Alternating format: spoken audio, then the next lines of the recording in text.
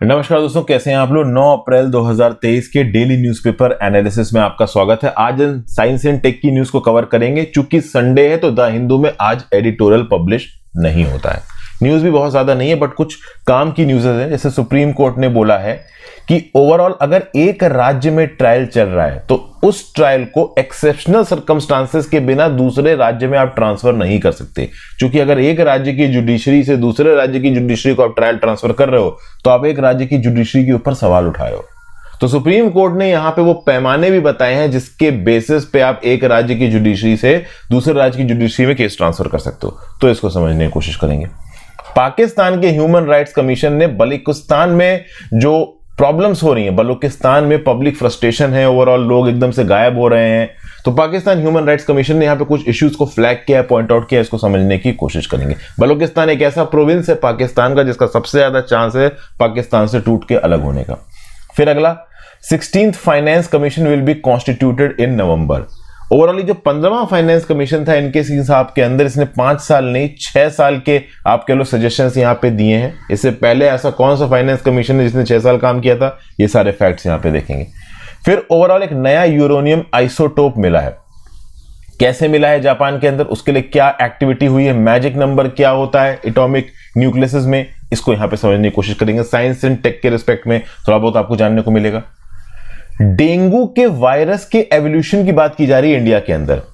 Overall देखिए, dengue के virus के अलग अलग स्ट्रेन है। अगर आपको एक स्ट्रेन ने इन्फेक्ट किया है तो अगली बार अगर आप उस स्ट्रेन से इन्फेक्ट होते हो तो आपके अंदर इम्यूनिटी ज्यादा होगी, बट अगर दूसरे स्ट्रेन से इन्फेक्ट होते हो तो इम्यूनिटी कम होगी, आपकी बॉडी को नुकसान पहुंचा सकता है। तो ये फैक्ट देखेंगे। फिर pelicans, mangroves and salt marches, ये बेसिकली श्रीहरिकोटा आइलैंड के पास पुलिकट लेक की बात की जा रही है। वहां पे जो पेलिकन बर्ड्स हैं वो ठीक ठाक तरीके से बढ़ रही हैं। रीजन बीइंग श्रीहरिकोटा में इसरो की लॉन्च फैसिलिटी है, तो उस इलाके के पास टूरिस्ट वगैरह का जाना अलाउड है नहीं, तो जो इन्वायरमेंटल डिस्टर्बेंस है वो कम है, इसलिए पेलिकन बर्ड बहुत तेजी से फल फूल रही है। तो ये एक पर्टिकुलर फैक्टर है, इसको यहाँ पे देखेंगे। तो इतनी न्यूज हम यहाँ पे डिस्कस करने वाले हैं दोस्तों। इसके साथ 3 और छोटी छोटी साइंस एंड टेक की न्यूज है जो मैं आपके साथ डिस्कस करूंगा। दोस्तों मेरी ऐप यहां पे लॉन्च हो गई है। आप प्ले स्टोर पे जाके एंड्रॉइड के हर्षित द्विवेदी एजुकेशन सर्च कर सकते हैं, आपको मेरी ऐप मिल जाएगी। उसका लोगो आपको ये नजर आएगा। और अगर आप iOS यूजर्स हो, आईफोन यूजर्स हैं, तो आप आईफोन में जाके माई इंस्टीट्यूट नाम की ऐप इंस्टॉल कर सकते हो। और माई इंस्टीट्यूट में लॉगिन करने के बाद ऑर्गेनाइजेशनल कोड आप PJDDN डालिएगा और अपने नंबर से ओवरऑल यहां पे आप इंस्टॉलेशन कर सकते हैं ऐप का। उस पर्टिकुलर ऐप के अंदर डेली के बेसिस पे आपके डाउट रिजॉल्विंग, उसका कोई पेमेंट नहीं है। जितना ज्यादा हो सकता है मैं डाउट्स का जवाब देने की कोशिश करता हूं। एक यूपीएससी प्रीलिम्स का क्रैश कोर्स मैंने अवेलेबल करवा रखा है जिसमें टेस्ट सीरीज इंक्लूडेड है। जो लोग यूपीएससी प्रीलिम्स दे रहे हैं या यूपी पीसीएस का प्रीलिम्स दे रहे हैं या फिर ओवरऑल पुराने साल का उनका करंट अफेयर्स छूटा हुआ उसको रिवाइज करना चाहते हैं, तो उसके लिए एक कंसाइज सीरीज में लेके आया हूं जिसमें होलिस्टिक भी है, at the same point of time GK के टॉपिक को करंट अफेयर्स के साथ रिलेट किया गया है। करंट अफेयर्स से रेलेवेंट जो भी स्टैटिक टॉपिक्स हैं मैंने वहां पे कवर किए और एक बहुत ही होलिस्टिक टेस्ट सीरीज आपको अवेलेबल करवाई है। तो एक बार ऐप में लॉग इन करके आप चेक कर सकते हैं। वर्ड ऑफ द डे देख लेते हैं, रैम्पेंट। अच्छा, उस ऐप का लिंक आपको नीचे कमेंट बॉक्स में भी मिल जाएगा, कमेंट में पिंड मिल जाएगा और डिस्क्रिप्शन में भी मिल जाएगा। Word of the day, rampant. Rampant मतलब specially of something unwelcome flourishing और स्प्रेडिंग अनचेक, मतलब पूरी तरीके से फैल रहा है, उसके फैलाव पे कोई चेक ही नहीं है, कोई रोक टोक ही नहीं है। जैसे पॉलिटिकल वायलेंस वाज रैम्पेंट, देश का बंटवारा हुआ, हिंदू मुस्लिम अलग हुए, पागल टाइप एक दूसरे को काट रहे हैं, कम्युनल वायलेंस रैम्पेंट है, मतलब कोई चेक ही नहीं उस चीज के ऊपर, बढ़ता ही जा रहा है, बढ़ता ही जा रहा है। चलिए पहली news, GS paper 2 judiciary, trials can be transferred only in exceptional cases. दोस्तों अगर वीडियो पर लाइक और शेयर का बटन नहीं दबाया है, शेयर कर दीजिए ज्यादा से ज्यादा लोग साथ वीडियो को शेयर पहुंचाने के लिए।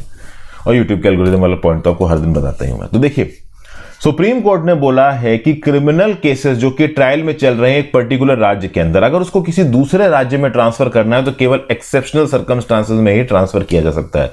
बिना मतलब से केसेस को एक राज्य से दूसरे राज्य में शिफ्ट करने से स्टेट जुडिशरी का मोराल कम होता है, प्रोसिक्यूशन एजेंसी का भी मोराल कम होता है। तो कुछ जगहों पे अगर राज्य की जुडिशरी और प्रोसिक्यूशन सही तरीके से काम करने की भी कोशिश कर रही है तो वो कर नहीं पाते। यहां पे सुप्रीम कोर्ट की एक बेंच है लेड बाय जस्टिस सूर्यकांत, वो बेसिकली एक पॉलिटिकल वर्कर के मर्डर के रिस्पेक्ट में यहां पे ये स्टेटमेंट दे रहे हैं।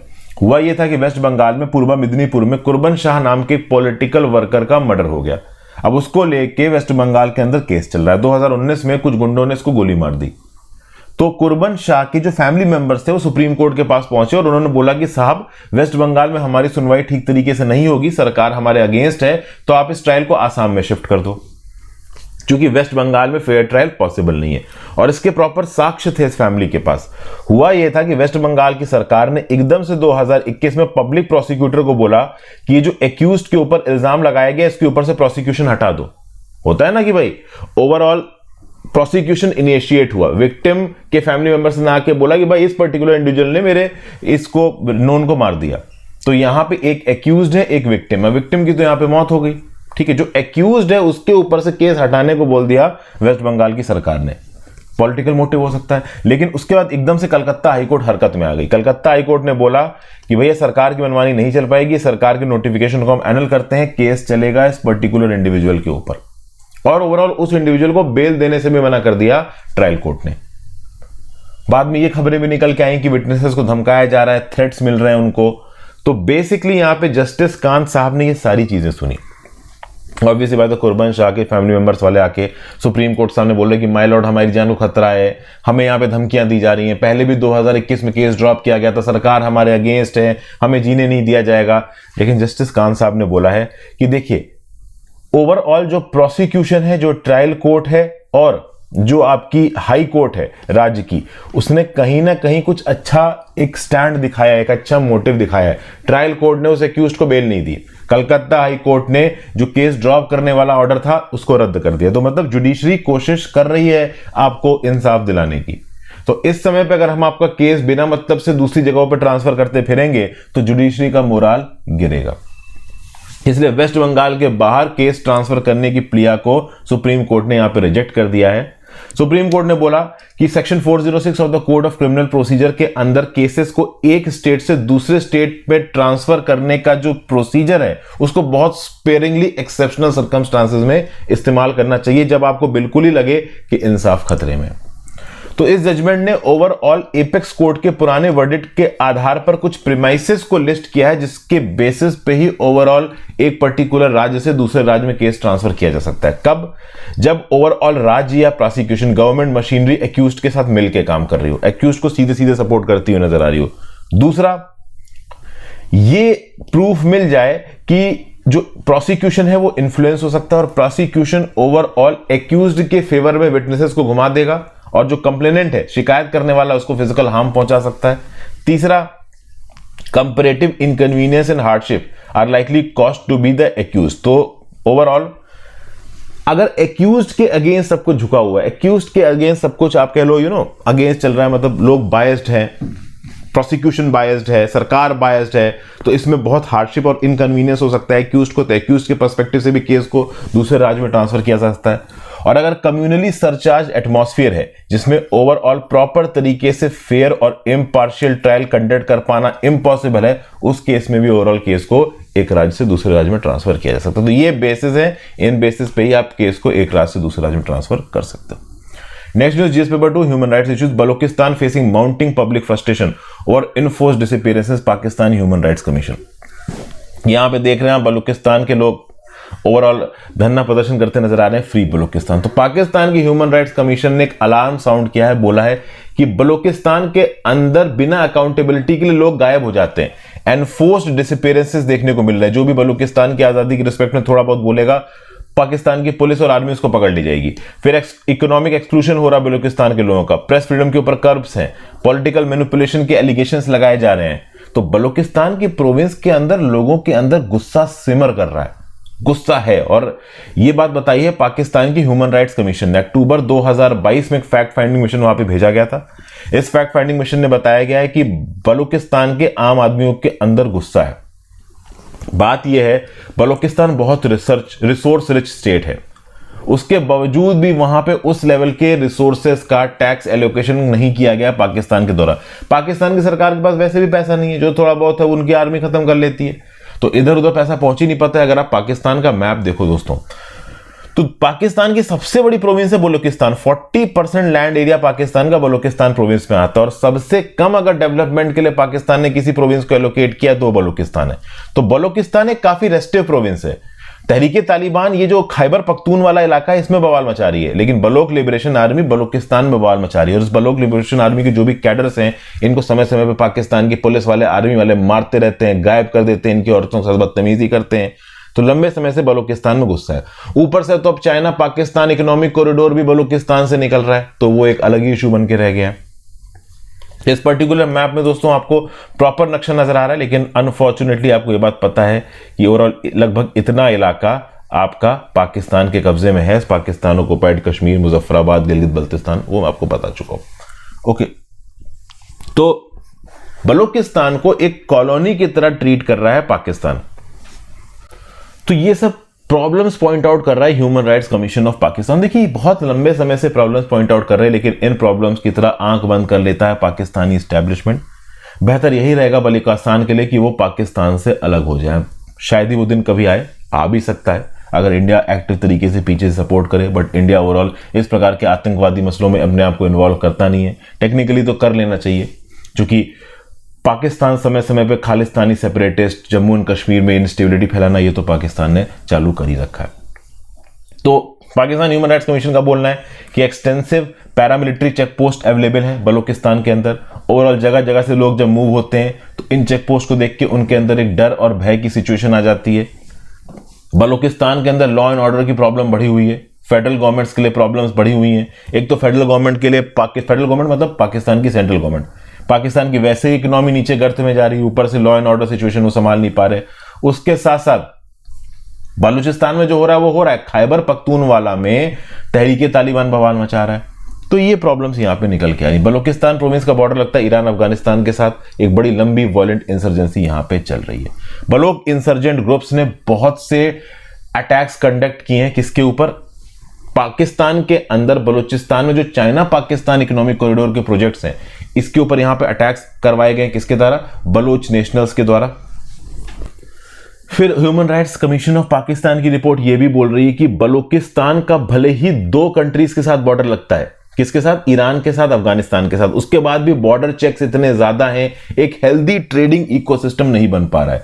पाकिस्तान की सेंट्रल गवर्नमेंट के एक्सेसिव इंटरफेरेंस के चलते, एक्सेसिव चेक्स एंड बैलेंसेस के चलते, ना ही बलूचिस्तान के लोग ईरान के साथ प्रॉपर तरीके से ट्रेड कर सकते हैं, ना ही ओवरऑल वो तालिबान के साथ ट्रेड कर सकते हैं अफगानिस्तान के साथ, और ना ही अरेबियन सी के पोर्ट के थ्रू ओवरऑल इंपोर्ट एक्सपोर्ट कर सकते हैं। देखा जाए तो बलूचिस्तान की लोकेशन इतनी स्ट्रेटेजिक है ना, ये one of the richest provinces बन सकता है, ना केवल पाकिस्तान की, पूरी दुनिया की। लेकिन जब पाकिस्तान की केंद्र की सरकार बलूचिस्तान को सिस्टमैटिक तरीके से दबाना चाहेगी, उसके इंडस्ट्रियल डेवलपमेंट के लिए कुछ करेगी नहीं, तो यही होने वाला है जो अभी के लिए हो रहा है। बलूचिस्तान अगर as a country separately exist करता है, वो ज्यादा इन्फ्लुएंशियल होगा, ज्यादा आप कह लो रिच होगा। ठीक है भाई। फिर ओवरऑल यहां पे ये भी बताया जा रहा है कि human rights commission of Pakistan के द्वारा कि पॉलिटिकल अफेयर्स जो है केंद्र की सरकार के, वो इंटरफेरेंस नहीं करने चाहिए बलूचिस्तान की प्रोविंस में। बलूचिस्तान की प्रोविंस में जो प्रोफेशनल मीडिया पर्सनल्स हैं, उनकी सेफ्टी एंड सिक्योरिटी के लिए भी बहुत कुछ किया जाना चाहिए। उनके ऊपर रेगुलरली अटैक्स होते हैं, चूंकि ऑब्वियस सी बात है वो बलूचिस्तान के फेवर में लिखते हैं, पाकिस्तान की केंद्र की सरकार के अगेंस्ट में लिखते हैं, तो अटैक तो उन पे होगा ही। Next 16th finance commission will be constituted in November, GS paper 2 constitutional bodies. केंद्र की सरकार ने बोला है कि वो 16th फाइनेंस कमीशन को नवंबर में इस साल बना देंगे। फाइनेंस कमीशन क्या होता है? आर्टिकल 280 ऑफ द कॉन्स्टिट्यूशन के अंदर बनता है, 5 साल के लिए बनता है। केंद्र की सरकार के पास जो भी पैसा आ रहा है उसको किस हिसाब से राज्य की सरकारों में डिस्ट्रीब्यूट करना है, इसका प्रॉपर फॉर्मूला डिवाइस करता है फाइनेंस कमीशन। रिकमेंड करता है distribution ratios of revenue between states. अगर चाहें तो केंद्र की सरकार फाइनेंस कमीशन की रिकमेंडेशन को ना माने, बट फाइनेंस कमीशन की रिकमेंडेशन को अमूमन केंद्र की सरकार मान लेती, क्योंकि एक्सपर्ट्स बैठते हैं उसमें, प्रॉपर फाइनेंशियल फॉर्मूला के बेसिस पे काम करते हैं, काम करते समय सरकार के साथ प्रॉपर डिस्कशन करते हैं। तो फाइनेंस कमीशन एक हेल्पर की तरह काम करता है यहाँ पे केंद्र की सरकार के, ताकि फाइनेंसेस का प्रॉपर तरीके से ग्राउंड लेवल पे डिस्ट्रीब्यूशन हो। इससे पहले जो 15वां फाइनेंस कमीशन था, उसका टेन्योर 5 साल का था, लेकिन उसको 1 साल के लिए एक्सटेंड किया गया। तो 24-25 तक उसका टेन्योर था, लेकिन 25-26 तक की रिपोर्ट 5th फाइनेंस कमीशन दे रहा है। इसको हेड कर रहे थे एनके सिंह साहब। इससे पहले अगर आप देखो तो कोई एक ऐसा फाइनेंस कमीशन जिसने 6 साल का मैंडेट दिया गया, तो वो था 9th फाइनेंस कमीशन, जो जून 1987 में बना था। लेकिन ओवरऑल उसके बाद 15वां फाइनेंस कमीशन को भी 6 साल का यहां पे टेन्योर दिया गया है। तो अब ये जो फाइनेंस कमीशन बन रहा है 2023 में, नो डाउट इसको 2 साल मिल रहे हैं ऑलमोस्ट पूरी तरीके से अपनी रिकमेंडेशन 2023-24, 24-25 और 25-26 तक, मतलब कह लीजिए एंड में ये अपनी रिपोर्ट दे देगा। 2.5 से 3 साल मिल रहे हैं। और उसके बाद जब 2 फरवरी 2026 को बजट पेश किया जाएगा तो उस समय पे इस पर्टिकुलर फाइनेंस कमीशन के रिकमेंडेशन के हिसाब से एलोकेशन किए जाएंगे। 2 फरवरी को बजट क्यों पेश किया जाएगा? क्योंकि 1 फरवरी को संडे पड़ रहा है 2026 में। ठीक है भाई। एक और चीज यहां पे कुछ इश्यूज आने वाले हैं 16th फाइनेंस कमीशन के पास यहां पे, क्योंकि 16th फाइनेंस कमीशन के मैंडेट में अब जीएसटी काउंसिल वाला एंगल भी आ गया है। जीएसटी काउंसिल एक परमानेंट कॉन्स्टिट्यूशनल बॉडी है। जीएसटी काउंसिल यहां पे रिकमेंडेशन करती है, जीएसटी का कलेक्शन वगैरह करती है। तो अब फाइनेंस कमीशन अपने जो भी रिकमेंडेशन देगा वो जीएसटी काउंसिल के रिकमेंडेशन के आधार पर देगा, क्योंकि ऑब्वियसली बात है पैसा कितना आने वाला है सरकार के पास ये तो जीएसटी काउंसिल के डिसीजंस पे डिपेंड करेगा ना। उसके साथ साथ दोस्तों एक प्रॉब्लम ये भी थी 15वें फाइनेंस कमीशन में। 15वें फाइनेंस कमीशन ने अपनी रिकमेंडेशन सेंसस 2011 के हिसाब से दी। ठीक है। अब उसमें तमिलनाडु, केरला जैसे स्टेट्स को प्रॉब्लम होगी। तमिलनाडु और केरला जैसे स्टेट्स का बोलना है कि भाई देखो हमने तो अच्छा पॉपुलेशन मैनेजमेंट किया, अच्छा हेल्थ मैनेजमेंट किया, हमने अपनी आबादी भी कम की, आपने यहां पे डेवलपमेंटल इंडिकेटर्स को बढ़ाया, और आप फाइनेंस कमीशन के डिस्ट्रीब्यूशन मैकेनिज्म में उत्तर प्रदेश और बिहार जैसे राज्यों को ज्यादा इंपॉर्टेंस दे रहे हो, जिन्होंने प्रॉपर पॉलिसी भी इंप्लीमेंट नहीं की, प्रॉपर तरीके से पॉपुलेशन कंट्रोल भी नहीं किया, गरीबी भुखमरी भी वहां पे ज्यादा है। तो हेल्थ और पॉपुलेशन मैनेजमेंट जिन राज्यों ने अच्छा किया है उनको थोड़ा एक्स्ट्रा एलोकेशन दीजिए। ये ओवरऑल केरला, तमिलनाडु जैसे राज्यों की डिमांड है। अब लेट्स सी ये डिमांड 16वें फाइनेंस कमीशन में पूरी की जाती है कि नहीं, क्योंकि 15 में तो उतने प्रॉपर तरीके से पूरी नहीं की गई। ठीक है। फिर भाई जापान के अंदर ओवरऑल फिजिसिस्ट ने ढूंढा है एक नया आइसोटोप ऑफ यूरेनियम। आइसोटोप्स क्या होते हैं दोस्तों? तो एक ही पैरेंट एलिमेंट है, ठीक है ना, और उस पैरेंट एलिमेंट में सेम नंबर ऑफ प्रोटॉन्स है बट न्यूट्रॉन्स का नंबर अलग अलग है। सेम नंबर ऑफ प्रोटॉन्स है बट न्यूट्रॉन्स का नंबर अलग अलग है, तो उस केस में बनते हैं आइसोटोप। अब एक नया आइसोटोप यूरेनियम का ढूंढा गया है, यूरेनियम 241 का, जिसका एटॉमिक नंबर ऑफ प्रोटॉन्स है आपके 92। ये पर्टिकुलर नया यूरेनियम आइसोटोप ढूंढा कैसे गया? तो रिसर्चर्स ने KEK आइसोटोप सेपरेशन सिस्टम में यूरेनियम 238 न्यूक्लियाई को प्लूटोनियम 198 के साथ भिड़ा दिया। यहां पे एक प्रोसेस हुआ जिसको आप बोलते हो मल्टी न्यूक्लियॉन ट्रांसफर। दोनों आइसोटोप्स ने प्रोटॉन्स और न्यूट्रॉन्स को एक्सचेंज किया और फिर फाइनली हमको एक आइसोटोप मिलता है यूरेनियम 241 का। अब यूरेनियम 241 का आइसोटोप इस फॉर्म में पहले साइंटिस्ट के सामने एग्जिस्टेंट नहीं था, तो कहीं ना कहीं न्यूक्लियर फिजिक्स में इसको एक बड़ी खोज बोला जा रहा है। क्यों? क्योंकि जो हैवी एलिमेंट्स के बड़े न्यूक्लियाई होते हैं जिसमें प्रोटॉन्स, न्यूट्रॉन्स बहुत एक्टिवेटेड स्टेज में होते हैं, इनको प्रॉपर तरीके से स्टडी किया जाता है। एक हैवी मटेरियल के अंदर कितने प्रोटॉन्स हैं, कितने इलेक्ट्रॉन्स हैं, कितने न्यूट्रॉन्स हैं, वो इस बात पे डिपेंड करेगा वो कितने एक्टिवेटेड स्टेट में है कि कितना एमिशन करेंगे। आपको पता है न्यूक्लियर एनर्जी अपने आप में एक बहुत बड़ी ताकत है, और वो न्यूक्लियर एनर्जी क्यों है? क्योंकि न्यूक्लियस अनस्टेबल है, तो अगर वो टूटा, डिस्टेबलाइज हुआ तो एक्स्ट्राऑर्डिनरी अमाउंट्स ऑफ एनर्जी छोड़ेगा। तो उस कंटेक्स्ट में एक हैवी एलिमेंट के अंदर अगर एक्टिवेटेड प्रोटॉन्स, न्यूट्रॉन्स और इलेक्ट्रॉन्स हैं तो वो किसी प्रॉपर रूल के तहत ही एक पर्टिकुलर स्पेसिफिक स्पेस में अपने आप को रिस्ट्रिक्ट कर पाएंगे। इन रूल्स को स्टडी करके एक न्यूक्लियस की प्रॉपर्टीज और स्ट्रक्चर को डिफाइन करते हैं फिजिसिस्ट, और इन स्ट्रक्चर्स के आधार पे ही बहुत और सी थ्योसिस की जाती है। जैसे फॉर एग्जांपल कौन से एटॉमिक नंबर के आप कह लो हेविली एक्टिव एलिमेंट को इस्तेमाल किया जाए न्यूक्लियर वेपन्स बनाने के लिए। यूनिवर्स में एक्सप्लोजन होते रहते हैं, तो यूनिवर्स में जो बड़े बड़े एक्सप्लोजन्स होते हैं तो उन एक्सप्लोजन्स में कौन सा वहां पे एक पर्टिकुलर एलिमेंट रहा होगा, अगर वो दूसरे एलिमेंट से टकराया होगा तो कितने एनर्जी का एक्सप्लोजन हुआ होगा। ये सब रिसर्च करने में, ये सब थ्योरेटिकल कैलकुलेशंस करने में ये नई खोज बहुत मदद करेगी। ओवरऑल यहां पे यूरेनियम 238 को प्लूटोनियम 198 के साथ बढ़ा के आपने यूरेनियम 241 बना दिया। ये पर्टिकुलर इंफॉर्मेशन न्यूक्लियर वेपन बनाने में भी काम आएगी, और दुनिया भर में, यूनिवर्स में, ब्रह्मांड में जो भी न्यूक्लियर एक्सप्लोजन्स हो रहे हैं उनको स्टडी करने में भी यहां पे काम आएगी। क्योंकि क्या होता है, हैवी एलिमेंट का जो न्यूक्लियाई होता है वो न्यूक्लियाई एक पर्टिकुलर स्पेस में स्टेबल अगर रहेगा तो वो किसी पर्टिकुलर सेट ऑफ रूल्स के अंदर ही स्टेबल रहेगा। वो रूल्स का जो दायरा है जब हम जान जाते हैं तब हमारी स्टडी को एक और प्रॉपर डायरेक्शन मिल जाता है। इसके साथ साथ अगर आप देखो तो कुछ न्यूट्रॉन रिच एक्टिनाइड न्यूक्लाइड्स की डिस्कवरी भी यहां पे हुई है, एस्ट्रोनॉमिकल न्यूक्लियोसिंथेसिस में काम आएगी। एक और कंसेप्ट है यहां पे मैजिक नंबर का, magic number nuclei. What is this magic number concept? तो देखिए बात ये होती है कि जब एक हैवी एलिमेंट के न्यूक्लियस में प्रोटॉन न्यूट्रॉन होने के बावजूद भी वो न्यूक्लियस स्टेबल हो, हाईली स्टेबल हो, तो कितने मैक्सिमम लिमिट पे वो हाईली स्टेबल हो सकता है, इसको आप मैजिक नंबर बोलते हो। जैसे लेड के अंदर 82 प्रोटॉन्स है, तो लेड 82 प्रोटॉन्स के साथ भी हाईली स्टेबल है, तो आप कह सकते हो मैजिक नंबर है। अगला मैजिक नंबर कौन सा है, किस एलिमेंट में मैजिक नंबर पाया जाएगा, इसकी थेसिस, इसकी शोध साइंटिस्ट कर रहे हैं। तो मैजिक नंबर न्यूक्लियाई का मतलब समझ रहे हो ना, किसी भी रिजल्टिंग न्यूक्लियस के अंदर प्रोटॉन्स हैं और न्यूट्रॉन्स हैं, और ज्यादा प्रोटॉन्स न्यूट्रॉन्स इस हैवी एलिमेंट में होने के बावजूद भी वो हैवी एलिमेंट हैवीली स्टेबल है, तो आप बोलोगे कि वो मैजिक न्यूक्लियस की कैटेगरी के अंदर आ जाएगा। ठीक है भाई, फिर आ जाते हैं अगली न्यूज पे। Prior infections driving dengue virus evolution in India. भैया 184 होल जेन्यूम डेंगू सीक्वेंसेस को एनालिसिस किया गया, 408 ई जीन सीक्वेंसेस को एनालिसिस किया गया, और ये एनालिसिस पिछले 60 साल के सैंपल्स को उठा के की गई है। की किसने है? लीड कर रहे हैं doctor Rahul Roy from the department of chemical engineering at the Indian institute of science Bangalore.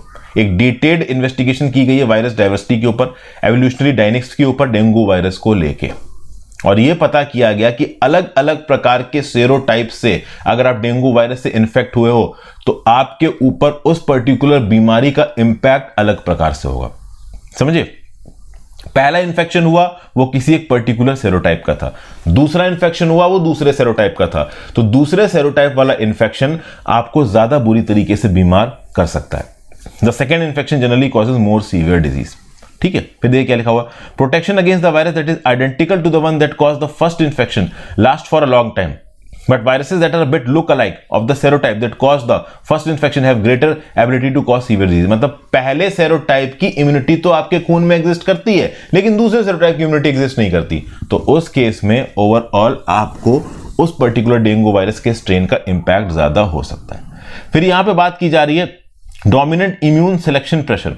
जब ओवरऑल आप डेंगू से इन्फेक्ट हुए, आपका इम्यून सिस्टम प्ले में आ गया, उस समय पे उस पर्टिकुलर इम्यून सिस्टम के काम करने के चलते बहुत से ह्यूमंस के अंदर कॉम्प्रोमाइज्ड इम्यूनिटी के चलते एक नई प्रकार का डेंगू का लीनियज बन गया है, जिसको आप बोलते हो Indian dengue lineage DENV4ID।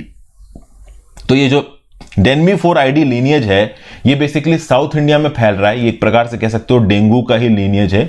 50% dengue के इन्फेक्शन साउथ इंडिया में इस DENV4ID से हो रहा है। तो DENV4ID अगर आपसे ऑप्शन में पूछा जाए क्या है, तो याद रखिएगा DENV4ID ओवरऑल डेंगू का ही एक लीनियज है, जो इंडिया में साउथ इंडिया के इलाके में स्पेसिफिकली फैल रहा है। ऐसा नहीं कि नॉर्थ इंडिया में नहीं फैल रहा, बट साउथ इंडिया में ज्यादा फैल रहा है।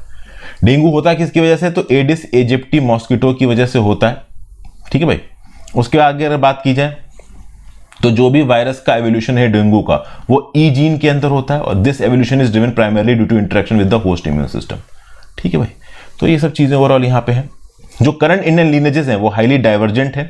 पहले की मेजर वैक्सीन जो बनाई गई है डेंगू के ऊपर, उसके रिस्पेक्ट में देखा जाए तो इंडिया के करंट डेंगू लीनेजेस डाइवर्जेंट है। तो ऑब्वियस सी बात है, वैक्सीन एफिशिएंसी जो ऑलरेडी वैक्सीन डेंगू की बनी हुई है, वैसे तो डेंगू में कोई प्रॉपर फुल फ्लेज वैक्सीन नहीं बनी है, बट ठीक है, जो बाकी वैक्सीन हम इस्तेमाल करते हैं वो पूरी तरीके से इंडिया बेस्ड वेरिएंट को क्योर कर पाएंगे, इस बात के चांसेस थोड़े कम है।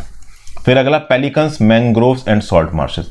यहां पे दोस्तों एक बर्ड आपको नजर आ रही है खूब सारी, ये बेसिकली क्या है? ये है spot billed pelicans. Andhra Pradesh के अंदर है नेलापत्तू बर्ड सेंचुरी। अब अगर आप देखो तो ये ब्रीडिंग साइट है स्पॉट बिल्ड पेलिकन्स की। श्रीहरिकोटा आइलैंड के बारे में आपने सुना होगा। इस श्रीहरिकोटा आइलैंड के बगल में एक ब्रैकिश वाटर लेगून है जिसको आप बोलते हो पुलिकट लेक। अब क्या है कि चूंकि श्रीहरिकोटा एक इसरो लॉन्च फैसिलिटी है, तो इसके आसपास के इलाकों में टूरिस्ट का मूवमेंट ब्लॉक्ड है। तो जब आसपास के इलाके में टूरिस्ट का मूवमेंट ब्लॉक है, तो आसपास के इलाके में जो भी पुलिकट लेक की बाउंड्रीज है वहां पे भी टूरिस्ट नहीं आते। अब जब वहां पे टूरिस्ट नहीं आते तो वाटर बर्ड्स को एक खुला इकोसिस्टम मिल गया। 76 स्पेशीज ऑफ वाटर बर्ड्स इस पर्टिकुलर पुलिकट लेक के स्ट्रेच में पाई जाती हैं। इस लेक की एवरेज डेप्थ केवल 1 मीटर है, लगभग 60 किलोमीटर लंबी ये लेक है। टाइडल फ्लैट्स, फ्रेश और ब्रैकिट वाटर वेटलैंड सब यहां पे पाए जाते हैं। स्पॉट बिल्ड पेलिकन यहां पे पाई जाती।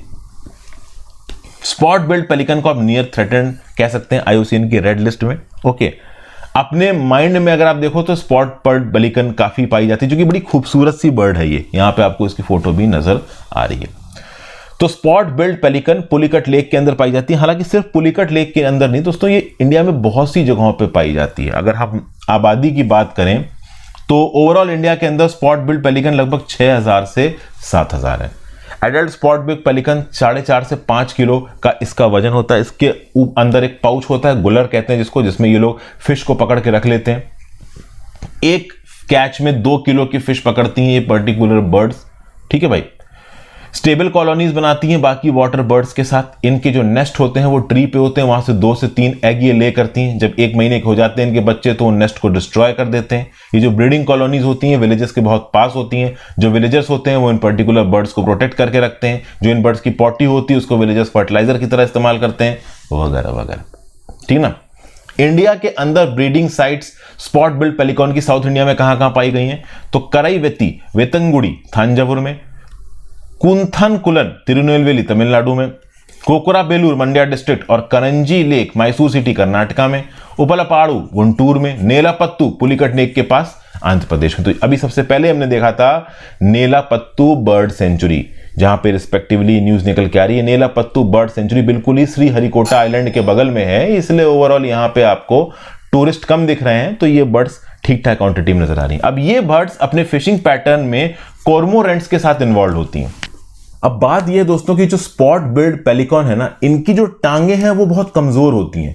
तो कमजोर टांगे के चलते स्पॉट बिल्ड पेलिकॉन तैर नहीं सकती पानी के ऊपर। तो चूंकि ये पानी के ऊपर तैर नहीं सकती तो ओवरऑल वो वही मछलियां पकड़ सकती हैं जो मछलियां पानी की सरफेस तक आ रही हैं। और आपको पता है कि ओवरऑल पानी की मतलब मछलियां पानी की सरफेस तक आती हैं कभी कभी। तो अगर पानी की सरफेस तक कोई मछली आ गई तो स्पॉट बिल्ड पेलिकॉन उसको पकड़ लेगी। कभी कभी क्या होता है कि स्पॉट बिल्ड पेलिकॉन कोमोरेंट नाम की एक बर्ड के साथ एक ग्रुप बना के ये लोग फिशिंग करते हैं। कोमोरेंट क्या करता है? कोमोरेंट डाइव मार सकता है पानी के अंदर। तो जब कोमोरेंट पानी के अंदर डाइव मारता है तो उस डाइव के चलते जहां पे डाइव हो रही है कोमोरेंट की, वहां पे जो मछलियां हैं वो भड़बड़ा के थोड़ा साइड में सरफेस पे आ जाएंगी और सरफेस पे उनका स्पॉट बिल्ड पेलिकॉन इंतजार कर रही होगी शिकार करने के लिए। समझ गए? तो कोमोरेंट नाम की बर्ड के साथ मिलकर स्पॉट बिल्ड पेलिकॉन अपना शिकार करती हैं। ओके भाई, तो ये सब चीजें हैं। ये जो ब्रीडिंग कॉलोनीज है स्पॉट बिल्ड पेलिकॉन की, ये विलेजेस के पास भी होती हैं, विलेजेस के अंदर भी होती हैं। ह्यूमन एक्टिविटीज की वजह से ये बर्ड्स ज्यादा डिस्टर्ब नहीं होती हैं और बहुत सी जगहों पे जो विलेजर्स हैं वो इन पर्टिकुलर बर्ड्स को वेलकम करते हैं। इन विलेजेस को कह लीजिए कि अवेयर किया गया है कि आप इन बर्ड्स को नुकसान ना पहुंचाएं, इनको खाएं पिए ना, ठीक है। क्योंकि हमारे यहाँ पर तो सब लोग काट कूट के खा जाते हैं। तो बेसिकली अगर आप देखो तो पेलिकॉन पॉपुलेशंस ठीक ठाक स्टेबल है इंडिया के अंदर। भले ही ये नियर थ्रेटेंड है बट फिर भी ठीक ठाक स्टेबल है। वैसे कोलेरू लेक के पास आंध्र प्रदेश में ब्रीडिंग कॉलोनी थी आपकी स्पॉट बिल्ड पेलिकॉन्स की, जो कि बर्बाद हो गई क्योंकि वहां पे एक्वा कल्चर का एक प्रोजेक्ट शुरू हो गया था। पैलियोबोटोलॉजिस्ट का बोलना है, पैलियोबोटनिस्ट का, कि पुलिकट लेक आज जहां एग्जिस्ट करती है वहां पे एक समय पे बहुत बड़ा सॉल्टी मॉर्श हुआ करता था। एक बहुत बड़ा थिक मैंग्रोव फॉरेस्ट हुआ करता था वहां पे 16वीं शताब्दी में। जो वेटलैंड इकोसिस्टम है वो एटमॉस्फेयर के कार्बन डाइऑक्साइड को स्टोर करके रख लेता है और उसको बुलाया था ब्लू कार्बन। ये कार्बन डाइऑक्साइड अगर एटमॉस्फेयर और इकोसिस्टम में फैला होता तो green house gas emissions cause करता, ग्लोबल वार्मिंग कॉज करता। लेकिन मैंग्रोव और वेटलैंड इकोसिस्टम इस कार्बन को अपने अंदर स्टोर करके in the form of blue carbon overall green house gas emissions और ग्लोबल वार्मिंग के इंपैक्ट को कम करते हैं। Mangroves 1000 ton carbon per hectare को स्टोर करके रख सकते हैं। और फिर आ जाते हैं आज की अपनी आखिरी स्लाइड पे। 3 इंपॉर्टेंट न्यूज है यहाँ पे। Unique mode of reproduction in males in crazy ants. तो यहां पे आपको ये क्रेजी एंट नजर आ रही है, इसको आप बोलते हो मेल येलो क्रेजी एंट। साइंटिफिक नेम है एनोप्लटिस ग्रेसिलिपिस। बेसिकली इसमें चाइमरा है, 2 सेपरेटिक जेनेटिक लीनेजेस का। आप बोलोगे चाइमरा क्या होता है सर? तो ये पर्टिकुलर देखो दोस्तों जानवर, यहां पे शेर भी दिख रहा है, इसी के अंदर आपको एक सांप भी दिख रहा है। तो बेसिकली एक ऐसा जानवर जिसमें 2 प्रकार के जीन्स नजर आए। पॉपुलर हिस्ट्री, मिथिकल हिस्ट्री में इस प्रकार के जानवर बहुत दिखाए गए। चाइमरा मतलब जिसमें 2 अलग अलग जानवरों का मिक्सचर हो। और यहां पे इस पर्टिकुलर येलो क्रेजी मेल एंट में 2 अलग अलग जेनेटिक कॉम्बिनेशंस पाए जाते हैं। नॉर्मल कर एक पर्टिकुलर इंडिविजुअल में, एक ऑर्गेनिज्म में एक जेनेटिक लीनिएज होता है। ओवरऑल मेरी बॉडी के अंदर, आपकी बॉडी के अंदर एक डीएनए होगा, एक प्रकार का जीन होगा। लेकिन इन particular yellow male crazy ants में 2 प्रकार के जीन्स पाए जाते हैं। ओके, तो इससे ये पता चलता है कि किसी यूनिक मोड ऑफ रिप्रोडक्शन से पैदा हुई होंगी, क्योंकि ज्यादातर जो मल्टी सेलुलर ऑर्गेनिज्म है मेरे आपके जैसे, वो एक सिंगल सेल जाइगोट से बनते हैं। ये सिंगल सेल आइजोट का जेनेटिकली आइडेंटिकल सेल्स का पार्ट होता है। वो सेल्स धीरे धीरे करके मल्टीप्लाई होती जाती हैं, एक बड़ा सा इंसान या जानवर बन जाता है। लेकिन डीएनए और जीन उसका एक ही होता है। लेकिन इन येलो क्रेजी एंट्स में ओवरऑल 2 जेनेटिक लीनेजेस हैं। तो इस बात को स्टडी करने की कोशिश की जा रही है कि कोई ना कोई तो यूनिक मोड ऑफ रिप्रोडक्शन होगा इनके अंदर, तभी तो इन एंड के अंदर 2 जीन्स पाए जा रहे हैं। ठीक है, ये बात बताइए। फिर नेक्स्ट, मिथाइल ग्रुप्स इनहेंस की प्रॉपर्टीज ऑफ पीएचए प्लास्टिक। देखिए, पीएचए का मतलब है यहां पे पॉलीहाइड्रोक्सी एल्कनोएट प्लास्टिक्स। अब क्या है कि हम प्लास्टिक के प्रोलिफरेशन को कंट्रोल करने की कोशिश कर रहे हैं। प्लास्टिक्स जल्दी ब्रेक डाउन होते नहीं है, तो चूंकि ये जल्दी ब्रेक डाउन नहीं होते तो इनका अल्टरनेटिव हमको चाहिए। तो हम ओवरऑल जो भी क्लास ऑफ पॉलिस्टर्स हैं जो कि आसानी से बायोडिग्रेडेबल हैं, उतना नुकसान नहीं पहुंचाते, उनको मैकेनिकली टफ और थर्मली स्टेबल बनाने की कोशिश कर रहे हैं। क्योंकि जो मैकेनिकल टफ और स्टेबल प्लास्टिक है उसको एनवायरमेंट भी तोड़ नहीं पाता है। तो हम ऐसा प्लास्टिक बना सकें, ऐसे पॉलिएस्टर से जो एनवायरमेंट में नेचुरली बायोडिग्रेड हो जाए, लेकिन उसका मैकेनिकली टफ होना जरूरी है। अब इतना कमजोर प्लास्टिक ले आए जिसके अंदर गर्म पानी या दूध डाला और वो गल गया, तो भी क्या ही मतलब है। तो इसीलिए ओवरऑल अभी के लिए जो पॉलिस्टर क्लास जिसको प्लास्टिक में डेवलप किया जा रहा है, उसमें रिएक्टिव हाइड्रोजन की बजाय कुछ और एलिमेंट्स को डाल के इन पीएचए प्लास्टिक्स को और स्ट्रॉन्ग करने की कोशिश की गई है। इनकी थर्मल और मैकेनिकल प्रॉपर्टीज को और इंप्रूव करने की कोशिश की गई है सस्टेनेबल पीएचए प्लास्टिक्स बनाने के लिए। और इसके लिए मिथाइल ग्रुप्स का इस्तेमाल किया गया है in place of hydrogen, in place of reactive hydrogen. ठीक है, आगे आ जाते हैं। Obese people have higher risk of auto immune disease. Auto immunity क्या होती है दोस्तों? आपके बॉडी के अंदर इम्यूनिटी से रिलेटेड सेल्स है, इम्यून सिस्टम है। बाहर का कोई वायरस या फिर कोई बीमारी, डिजीज, बैक्टीरिया आपकी बॉडी में घुसता है, आपका वायरस, उस वायरस से आपका इम्यून सिस्टम लड़ेगा, उसको मारने की कोशिश करेगा। ठीक है, जब आपकी बॉडी का इम्यून सिस्टम आप ही की बॉडी के हेल्दी सेल्स को मारने लगे तो उसको आप बोलते हो ऑटो इम्यूनिटी। मतलब आपका इम्यूनिटी सिस्टम आप ही की बॉडी के हेल्दी सेल्स को मार रहा है। तो जो ओबीज लोग हैं, जो मोटे लोग हैं, बेसिकली वो डेवलप कर सकते हैं auto immune disease such as type 1 diabetes. Okay, आपका बॉडी जब मोटी है तो आपके अंदर मेटाबॉलिक ओवरलोड है। आपकी बॉडी के इम्यून सिस्टम को ज्यादा मेटाबॉलिक ओवरलोड को झेलना पड़ रहा है। इससे क्या होता है कि आपके इन्फ्लेमेटरी रिस्पॉन्सेज एक्टिवेट हो सकते हैं, और जो इम्यूनो रेगुलेशन है आपकी बॉडी के अंदर, कि आपका इम्यून सिस्टम बाहर के खतरनाक एलिमेंट्स को टारगेट कर रहा है, आपकी बॉडी के हेल्दी सेल्स को टारगेट नहीं कर रहा है, ये इम्यूनो रेगुलेशन कहीं ना कहीं बिगड़ जाता है। और ये बिगड़ने के चांसेस उन लोगों में ज्यादा हैं जो ओबेसिटी से सफर कर रहे हैं।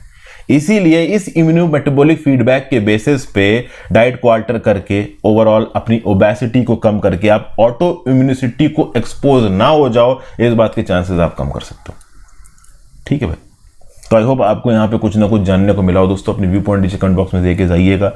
इंस्टाग्राम पे फॉलो कर लीजिएगा, टेलीग्राम को ज्वाइन कर लीजिएगा, ज्यादा से ज्यादा लोग साथ लेक्चर को शेयर करें, और हो सके दोस्तों तो एक बार ऐप डाउनलोड करके ओवरऑल कोर्सेज को आप चेकआउट कर सकते हैं और अपने जो भी डाउट्स हैं वहाँ पूछ सकते हैं। Have a great day.